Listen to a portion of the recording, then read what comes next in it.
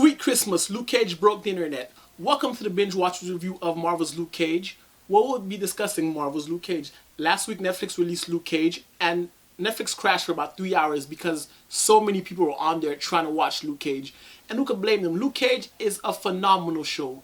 Luke Cage takes place a few months after Jessica Jones, and we find Luke Cage living in Harlem trying to get his life back in order after they blew up his bar in Jessica Jones. But as we know, in this society, especially for a black man, ex-con black man while you're at it, getting your life back together can be quite troublesome. And Luke Cage gets into a lot of trouble. Luke Cage gets into trouble with gangsters. Luke Cage gets into trouble with politicians. Luke Cage gets in trouble with police officers. The only thing saving Luke Cage is his bulletproof skin. And that's what I want to talk about. Luke Cage's most powerful weapon is his bulletproof skin. And they make reference to it throughout the entire series. I find Luke Cage to be so meta in the form of the social message it's trying to get across. Especially in the climate that we live in now with the Black Lives Matters and police brutality and things like that that's going on. To have a black man whose skin is bulletproof is amazing. And the reason I'm wearing this hoodie is because of Luke Cage. Because I don't know if you guys remember a few years ago the Trayvon Martin case and him getting profiled and shot and killed because they saw him walking around with a hoodie. And Luke Cage spends most of the series in a hoodie. And for a guy who can't pay his rent, Luke Cage sure has a lot of hoodies. What makes Luke Cage really great is the fact that Luke Cage is an all-black show with an all-black cast. And we get to see Harlem and a black community thrive and fight for itself in a system designed against it. And by that is Luke Cage was wrongfully imprisoned. And while in jail, Luke Cage was subjected to abuse by the guards. Luke Cage was wrongfully experimented on. And they left Luke Cage for dead. So he broke out and he's trying to live his life, trying to get his life back on track, trying to keep his head down and do right and just live in his community. And he's harassed by police officers constantly. There was one scene in the show which I remember vividly is Luke Cage just walking, minding his own business, and the police officers pull him over just because he's walking with a hoodie on. And I find that scene to be really good because they have a recording of Luke Cage attacking the officers, leak the video as bad propaganda towards Luke Cage, and they only show you the scene of Luke Cage beating the police officer. They don't show you when Luke Cage is minding his own business, they pull him over, they shoot him, they open fire. It just goes to show what you're fighting against. Another thing I liked about Luke Cage was it mirrors what's going on so well in our society right now.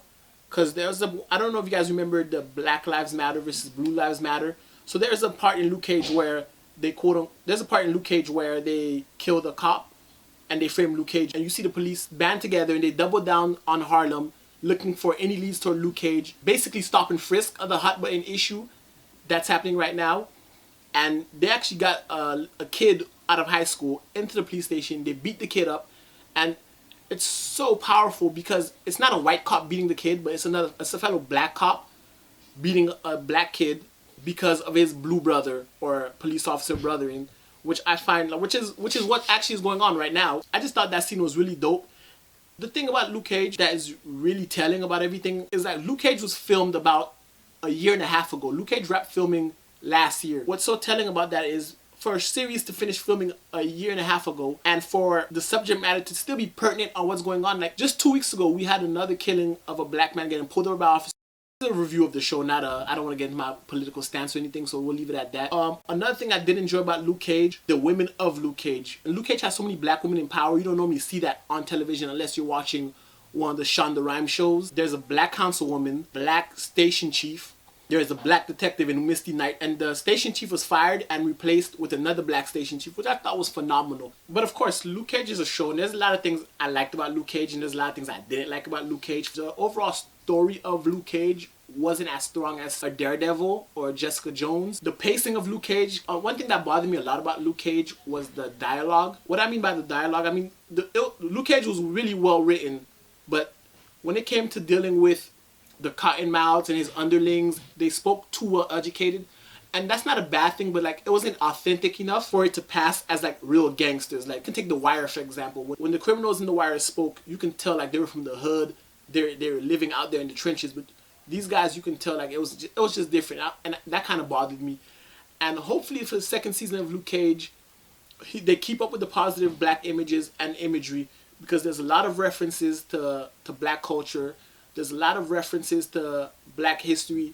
I really hope they keep that up. And another thing I want in the next season of Luke Cage, I'm hoping for better bad guy. After all, it is a superhero show. Expect more action out of it. Because I felt like Luke Cage wasn't challenged enough until the ending of the series. To the end of the series, Luke Cage was just walking around chopping people up and bashing them. Thanks for tuning into the Binge Watchers review of Luke Cage. Please like, comment, and subscribe to this video. And be on the lookout for more reviews. And check out our website at thebingewatchers.com. You can like us on Facebook and follow us on Twitter.